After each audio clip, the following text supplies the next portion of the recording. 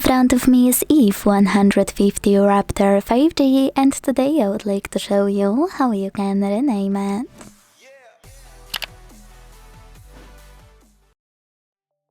Begin by opening Settings and scrolling all the way down right away to hit About Phone section at the very bottom. Now click on device name under Basic Info and type in whatever you want to. Like Sunny. When you finished, hit OK in first pop-up and make sure to tap on OK in the second one about visibility. Without it, name of your device won't change.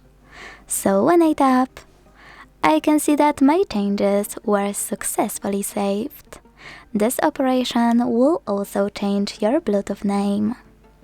Thanks so much for watching. If you enjoyed this video, leave a like, comment and subscribe. Bye!